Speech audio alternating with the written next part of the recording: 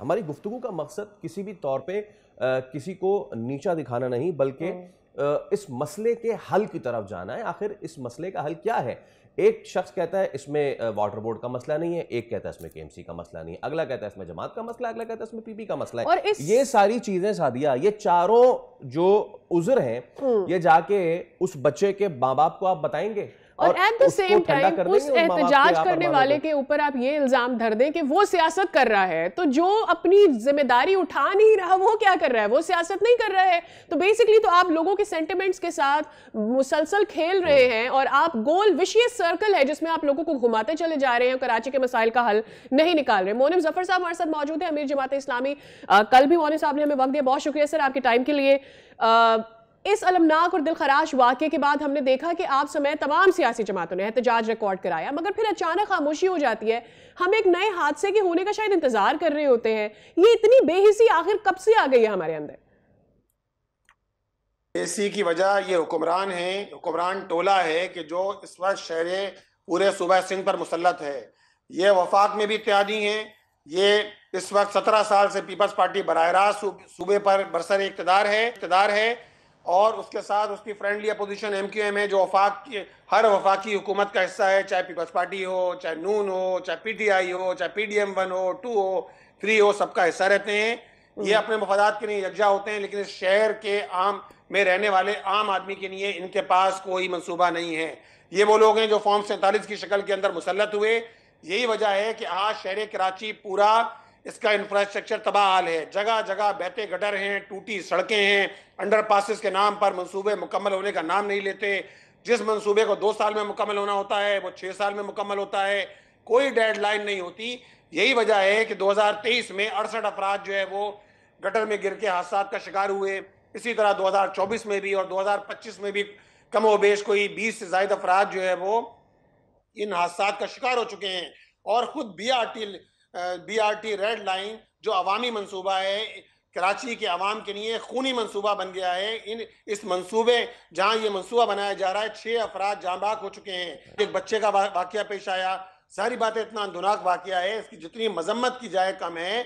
वालदैन के दिल पे क्या गुजरी होगी कि जो अपने बच्चे को शॉपिंग के लिए लेकर आए थे, लेकिन उनका बच्चा गटर में गिर के जाँ बाक हो गया और इस शहर के अंदर 14 घंटे बाद उसकी डेड बॉडी बरामद हुई है। आप बताइए क्या हाल है इन इदारों का? अच्छा, वो इदारे के जिसके अंदर बिल्कुल मुनीम साहब। अच्छा, अब एक चीज ये, वाकये की इब्तदाई इत्तलात के मुताबिक रेस्क्यू टीम के पास फौरी खुदाई की मशीनरी मौजूद नहीं थी। आपके ख्याल में इस नाकाफी तैयारी की जिम्मेदारी किस इदारे पर आयद होती है? देखिए, ये सारे इदारे तो इस पे तो पीपल्स पार्टी है ना, वही जिम्मेदार रेस्पॉन्सिबल है, उनका कब्जा है सारे इदारों पर। यानी मुर्तज़ा वहाब साहब और वफाकी सूबाई हुकूमत जिम्मेदार है कि जब हम जमात इस्लामी का टाउन चेयरमैन डॉक्टर फवाद वहाँ खड़े होकर AC को फ़ोन कर रहे हैं, DC को फ़ोन कर रहे हैं, मेयर को मैसेज कर रहे हैं, उनको फ़ोन कर रहे हैं, कोई सुनवाई नहीं है। Karachi water and sewerage corporation, कोई सुनवाई नहीं है। ACDC, अब आप जब दिन की रोशनी निकल आई तो आप आ गए, लेकिन उससे पहले तो कोई ना जो है वो वहाँ शावल मौजूद था। लोगों ने अपनी मदद आपके तहत वहाँ करीबी BRT रेड वहाँ जो है वो K4 का काम चल रहा था, उसके कॉन्ट्रैक्टर से गुजारिश की कि भाई आप शावल दे दीजिए ताकि यहाँ खुदाई की जा सके। उस शावल के लिए भी जब वो शावल आया उसके लिए डीजल मौजूद नहीं था, लोग परेशान, लोगों ने फिर डीजल का इंतजाम किया। यानी सारा काम अगर आवाम को करना है तो ये नाअहल हुक्मरान क्या कर रहे हैं? ये किस मर्ज की दवाएं हैं जिसके नतीजे में देखें ना आप 14 घंटे ये कराची शहर है कि जहां मशीनरी मौजूद नहीं है। तो जिम्मेदारी किसकी है? जिम्मेदारी मुर्तज़ा वहाब साहब की है, जिम्मेदारी मुराद अली शाह साहब की है कि जिन्होंने पूरे शहर को खोद कर डाल दिया है और आए दिन हादसा पेश आ रहे हैं। और ये सारी जिम्मेदारी उठाने के बाद भी कहा यह जा रहा होता है कि जो आवाम है वो जिम्मेदारी ले ले, आवाम भी मदद करे। आप देखिए इर्द गिर्द के जो पूरा नीपा का इलाका है, वहाँ इर्द गिर्द के पूरे इलाके में गटर के ढक्कन मौजूद नहीं है। आप दावा कर रहे हैं कि आपके चेयरमैन ने ढक्कन लगाने या शिकायत दर्ज करवाने की कोशिश की थी, तो सर इसका फॉलोअप क्या लिया गया था? देखें, ये तो अगर हमने लेटर लिखा है वो हमारे पास ऑन रिकॉर्ड मौजूद है, हम इस पर मुस्तकिल बात करते रहे हैं। और ये पहला वाकया तो नहीं है ना, इस पर तो मुस्तकिल बात होती रही है कि अगर 2023 में 68 अमवात हुई, इसी तरह 2024 में अमवात हुई, 2025 में अमवात हुई, इस पर मुस्तकिल बात होती रही है कि भाई Karachi water and sewerage corporation के जेर इंतज़ाम ये फैक्ट्री आती है कि जहाँ मेन होल कवर बनते हैं, यूनियन काउंसिल को मेन होल कवर प्रोवाइड किए जाएं। ये तो जमात इस्लामी है, 30,000 main whole cover Jamaat Islami ने, जिसका डोमेन भी नहीं बनता, हमने 30,000 मेन होल कवर अपने टाउन्स के अंदर लगवाए हैं, अपने पैसों से लगवाए हैं। कोशिश की है कि भाई अपने इख्तियार से बढ़कर कुछ काम करें ताकि लोगों की जानें तो महफूज रह सकें। ये तो जिम्मेदारी बराह रास्त KMC Karachi water and sewerage corporation की है कि जिसकी बाकायदा एक जो है वो मेन होल कवर बनाने वाली उसकी फैक्ट्री है कि जहां ये मेन होल कवर बनते हैं। और ये वादा तो मुर्तज़ा वाब साहब ने किया था कि हम हर यूनियन काउंसिल को मेन होल कवर प्रोवाइड करेंगे। आज तक 2.5 साल गुजरने के बावजूद, उससे पहले 16 महीने ये एडमिनिस्ट्रेटर रहे। आप बताइए 4 साल से जायद का वक्त गुजर चुका है, लेकिन इनकी नायली, इनकी करप्शन खत्म होने का नाम नहीं लेती, लोगों की जानें ज़ाया जा रही हैं। अच्छा मुनीम साहब, मेयर कराची ये कहते हैं कि इलाका टाउन चेयरमैन जमात इस्लामी का है, जमात इस्लामी इस हसास मामले पर भी सियासी पॉइंट स्कोरिंग कर रही है, इस इल्ज़ाम में कितनी सदाकत है? देखिए, पॉइंट स्कोरिंग की बात नहीं है, सीधी सीधी बात यह है कि पीपल्स पार्टी ने कराची को सोने का अंडा देने वाली मुर्गी समझा हुआ है। सोने का अंडा लेते रहो, सोने की चिड़िया है, इसको जो है वो मतलब इससे काम चलाते रहो, पैसे, रिश्वत, इसी तरह करप्शन का धंधा बनाया हुआ है। बात यह है कि मरकजी इशारा है, यहाँ BRT रेड लाइन बन रही है, इसी तरह जो इदारा है जो बना रहा है, BRT रेड लाइन बना रहा है, उसके जिम्मे ये रोड है। मरकजी इशारा को एक छोटी सी सड़क के अंदर गली के अंदर तब्दील कर दिया है।